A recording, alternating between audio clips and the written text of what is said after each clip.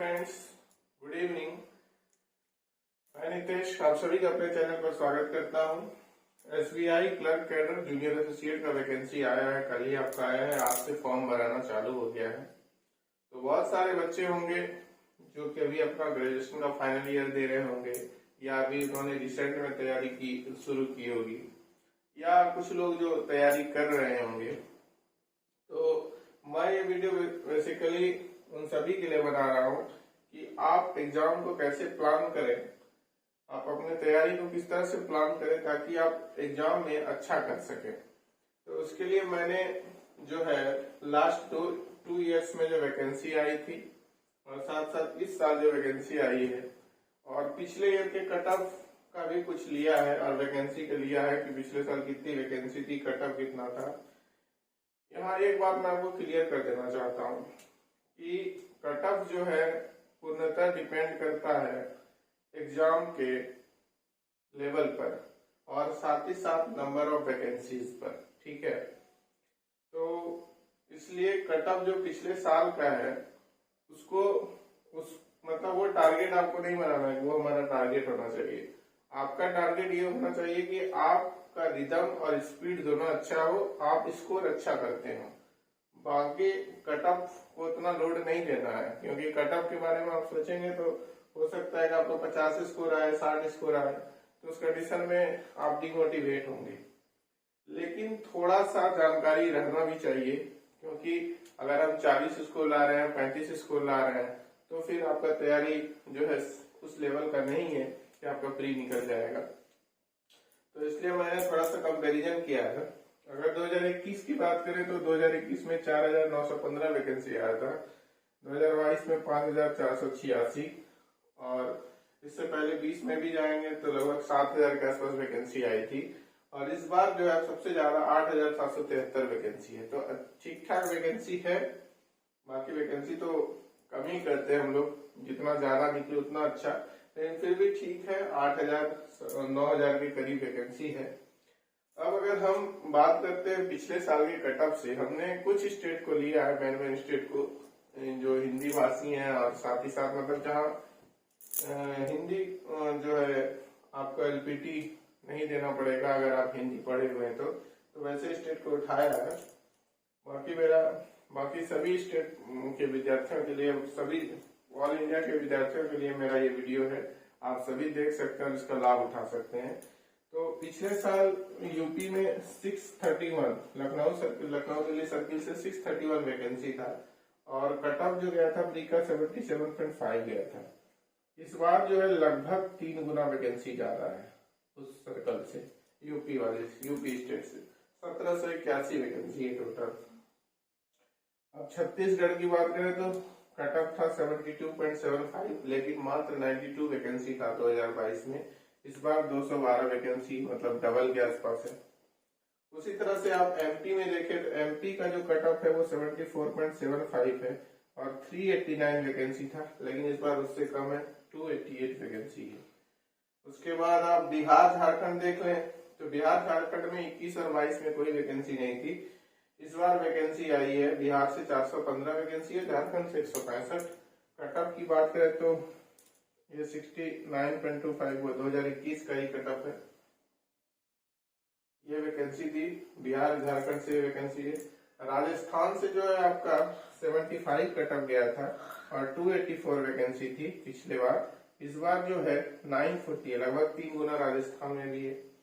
उत्तराखंड में आपका 78.75 जो है कट ऑफ गया था, 215 वैकेंसी है। दिल्ली में जो है 155 वैकेंसी था, इसमें आपका उत्तराखंड भी शामिल है। 2022 वाले में 82.75 कट ऑफ गया था। इस बार जो है 437 वैकेंसी है, मतलब डबल से भी ज्यादा है। और गुजरात में पिछले बार 353 वैकेंसी थी और कट ऑफ था 72.25 और इस बार लगभग डबल से भी कुछ ज्यादा 820 वैकेंसी है। तो कट ऑफ पिछले साल के रेस्पेक्ट में तो कुछ हो सकता है कम हो जाए, क्योंकि वैकेंसी थोड़ी ज्यादा है, लेकिन अब ये डिपेंड करेगा कि एग्जाम किस तरह से लिया जा रहा है, क्वेश्चन जो है किस लेवल का पूछा जा रहा है। तो कट ऑफ पे तो मैं कुछ ज्यादा नहीं बोलूंगा, कट ऑफ जो है मेनली डिपेंड करता है एग्जाम पर और कुछ वैकेंसी पर भी डिपेंड करता है। तो थोड़ा वैकेंसी जो है ज्यादा है तो ये कुछ कट ऑफ को गिराएगा, और साथ ही साथ जो है आपका पहले आप 54,860 विद्यार्थी देना था मेंस में 22 में, इस बार 87,730 विद्यार्थी लेना है मेंस में। तो कट ऑफ तो कुछ नीचे आना चाहिए वैकेंसी के अनुसार, लेकिन आपको तैयारी कट ऑफ को पूर्णतः ध्यान में रख के नहीं करना है। आपको तैयारी इस तरह से करना है कि आप क्वेश्चन को ज्यादा से ज्यादा सॉल्व कर ले, आपका स्पीड अच्छा हो तो प्री आपका निकल जाएगा। तो इसके लिए मैंने एक 45 डे की प्लानिंग स्ट्रेटजी जिसको कहते हैं वो आपके लिए सोच के रखा है बनाने का। इस पर मैं आपको वीडियोस डेली डालूंगा ताकि आपका तैयारी जो है, अगर आप इनिशियल स्टेज में हैं और अगर आप तैयारी कर रहे हैं तब तो आपको आइडिया है कि कहाँ से क्वेश्चन पूछा जाता है। तो आपको प्रैक्टिस की जरूरत है, ज्यादा से ज्यादा प्रैक्टिस करें, सेक्शनल ज्यादा करें, मॉक हो तो एक लगा दे कम से कम रोज। लेकिन जो नए हैं जिन्होंने अभी ग्रेजुएशन किया है, जस्ट अभी वैकेंसी SBI का देखा और वो भर रहे हैं, तो उन सभी के लिए मैं उनको मदद करने के लिए, क्योंकि मैं भी एस्पायरेंट रहा हूँ, तैयारी किया हूँ, तो मुझे पता है कि जब नए नए आप, तो आइए अब बात करते हैं कि 45 डेज का क्या हमारा प्लान है, आपको कैसे तैयारी करना है। तो उसको समझने से पहले, उस प्लान को समझने से पहले आप थोड़ा सा सिलेबस का एक आइडिया ले लीजिए। क्वांटिटिव एप्टीट्यूड में आपका DI रहेगा, सीरीज रहेगा, मिसिंग नंबर सीरीज आजकल ज्यादा पूछे जा रहे हैं, ठीक है। अप्रोक्सीमेशन, रॉन्ग नंबर सीरीज भी होता है, simplification, quadratic equation, data sufficiency. उसके बाद कुछ जो है कुछ चैप्टर्स हैं जैसे profit and loss, percentage, simple interest and cyclic interest. इन सभी चैप्टर पर जो है टाइम एंड वर्क, ये सभी चैप्टर कुछ ऐसे हैं जिस पर कि अब जो है मेंस में आपको DI भी पूछ लिया जाता है, प्री में भी थोड़ा बहुत इन जो है चैप्टरों का इस्तेमाल करके, परसेंटेज का इस्तेमाल करके भी DI दे दिया जाता है। तो अगर आप इनिशियल स्टेज में जस्ट अभी स्टार्ट कर रहे हैं प्रिपरेशन, तो आप परसेंटेज को पहले अच्छे से कर ले, और SI CI, profit and loss, time and work, ये सभी चैप्टर कम से कम, मिक्सचर एंड एलिगेशन, ये सभी चैप्टर को आप कर ले, इनके बेसिक्स को क्लियर कर लें, क्योंकि ये बहुत जरूरी है। अगर आप इसको नहीं करते हैं तो फिर आप प्री की लड़ाई मान लीजिए किसी भी तरह से जीत जाते हैं, लेकिन मेंस में आप फिर फंस जाएंगे। तो इन सभी चैप्टर को आपको थोड़ा थोड़ा कम से कम इसके बेसिक्स को क्लियर करना है, ताकि क्वेश्चन के भाव को आप समझ सके, ठीक है।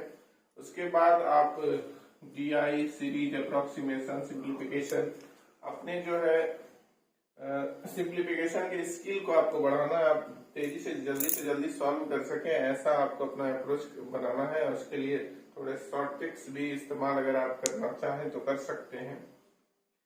बाकी एग्जाम में शॉर्ट ट्रिक्स कितना काम करता है वो तो आपको ही पता होगा। तो लेकिन प्रैक्टिस करना है, ज्यादा से ज्यादा प्रैक्टिस करना है, ताकि आप क्वेश्चन को सॉल्व कर लें।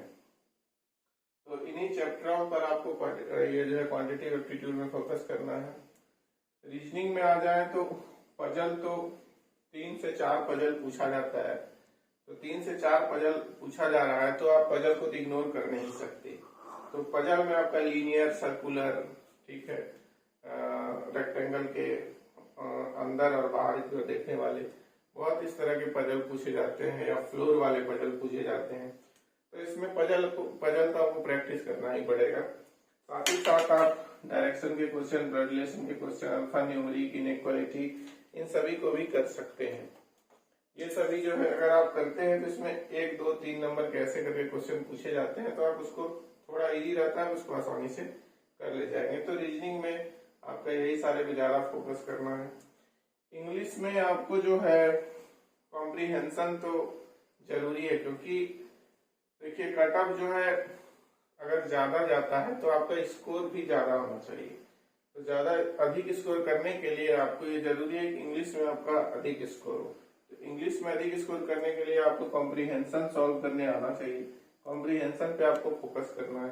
साथ ही साथ फ्रेज रिप्लेसमेंट, पारा जंबल, कनेक्टर्स, फिलर्स, एरर्स, इन सभी पर भी फोकस करना होगा। मैं जो बात करूंगा, मैं मुख्यतः बात करूंगा कि जो बड़े बड़े टॉपिक है जैसे डीआई है, और इन चैप्टरों पर भी कुछ बेसिक्स वीडियो डालूंगा। आपका इन 45 दिनों के अंदर मेरा टारगेट है कि कम से कम ये mixture alligation, second interest, simple interest, profit and loss, time and work, इन सभी चैप्टरों का बेसिक्स आपका क्लियर कर दूं। और उसके बाद डीआई पर कुछ practice, simplification, quadratic equation, approximation आदि पर प्रैक्टिस कराऊंगा। रीजनिंग में मैं बेसिकली पजल पर फोकस करूंगा। आपको 2 पजल रोज सॉल्व करवाऊंगा, तो आपको पजल जो है खुद से सॉल्व करना है और फिर देखना है कि किस अप्रोच से पजल को मैंने सॉल्व किया, ताकि आप इसमें जो है अपनी स्पीड और एक्यूरेसी दोनों बना सकें। इंग्लिश में भी मैं आपको पैराजंबल, कनेक्टर्स, फ्रेज रिप्लेसमेंट और कॉम्प्रीहेंशन पर कुछ चीजें बताऊंगा, ताकि ये आगामी एग्जाम में आपकी मदद करे। तो 45 डेज का ये प्लान है। इसमें जो है मैं आपको पहले मैथ से शुरू करूंगा और फिर रीजनिंग में तो मैं बेसिकली पजल डालूंगा, रोज 2 पजल सॉल्व कराऊंगा आपको। और मैथ्स में मैं अभी पहले बेसिक्स चैप्टर से शुरू करूंगा और साथ ही साथ आपका इधर एक उठाऊंगा अप्रोक्सीमेशन से या सिंप्लीफिकेशन से चैप्टर, और एक क्वेश्चन इधर से approximation, simplification, quadratic equation, series, इन सभी से। और इंग्लिश का या तो एक फिलर्स या फ्रेज रिप्लेसमेंट, डेली का एक क्वेश्चन 5 नंबर वाला या 10, या फिर कॉम्प्रीहेंशन जो है ऐसे करके कराऊंगा। ओवरऑल मतलब मेरा जो उद्देश्य है वो ये है कि आपको आपके बेसिक्स को भी थोड़ा इम्प्रूव कर देना और साथ ही साथ ज्यादा प्रैक्टिस कराना। प्रैक्टिस पर मैं ज्यादा फोकस करूंगा। बाकी आप जो है अपने सुविधा अनुसार और जगहों से मदद ले सकते हैं। बाकी मैं अपने तरफ से जो प्रयास करूंगा कि आपको ज्यादा से ज्यादा क्वेश्चन सॉल्व करा दूंगा, क्योंकि प्रैक्टिस ही इसमें मेन है। और 1-2 चीजें आपको ध्यान में रखनी है कि तैयारी के दौरान जब हम एग्जाम जाते हैं तो एग्जाम में प्रेशर के कारण क्या करते हैं, जल्दी में गलती करते हैं। तो एक्यूरेसी जो है वो सबसे बड़ी चीज है। अगर आप 60 क्वेश्चन बना रहे हैं और 58 सही कर रहे हैं तो ज्यादा बेहतर है आप 70 जो है बना के 10 गलत कर रहे हैं, वो ज्यादा सही नहीं है। तो आपको एक्यूरेसी पे फोकस करना है और साथ साथ अपने बेसिक्स पर। तीसरा मूल मंत्र है प्रैक्टिस। ज्यादा से ज्यादा प्रैक्टिस करेंगे आप आसानी से प्री निकाल जाएंगे। प्री ही पहला पड़ाव है आपके लिए। प्री पास करेंगे तभी तो आप मेंस दे पाएंगे। तो प्री के लिए आपको अभी 45 डेज पूर्णतः फोकस करना और बेसिक्स पे ज्यादा वर्क करना है, क्योंकि फिर मेंस में आपको वही बेसिक्स काम देगा। और एक कहना मेरा आप मानेंगे कि general awareness day by day जो करंट अफेयर्स आपके विभिन्न वेबसाइट्स पर आते हैं, आप करंट अफेयर आधा घंटा समय निकाल के रोज पढ़ लेंगे, क्योंकि ये रोज एक साथ कंपाइल होकर 6 महीना का आप नहीं पढ़ पाते, 2 महीना 6 महीना का। उस समय क्या होता है कि आप ना 1 महीना का सही से तैयारी कर पाते हैं ना 6 महीना। तो आपको अभी से करना क्या है कि आज के डेट से कंटिन्यूसली रोज करंट अफेयर पढ़ना है और वीक में एक बार रिवीजन कर लेना है। ठीक है, तो करंट अफेयर करते जाना, क्योंकि आपको अल्टीमेटली सिर्फ प्री नहीं निकालना है, जॉब देना है। और जॉब मिलेगा आपको मेंस क्वालिफाई करके, और मेंस क्वालिफाई करने के लिए जनरल अवेयरनेस, बैंकिंग, इन सभी का नॉलेज चाहिए। तो इस पर भी आपको फोकस करना है, लेकिन अभी आपका जो सारा फोकस होगा इन चीजों पर होगा। Practice and clear your basics. तो हम तैयारी पर बात करेंगे। अब कल से मैं आपको वीडियो डालना शुरू करूंगा, आप वीडियो देख के इसका लाभ ले सकते हैं। और अगर किसी भी तरह की परेशानी है, जैसे फॉर्म भरने में या फिर स्ट्रेटजी को लेकर के, तो आप नीचे कमेंट सेक्शन में कमेंट कर सकते हैं। धन्यवाद।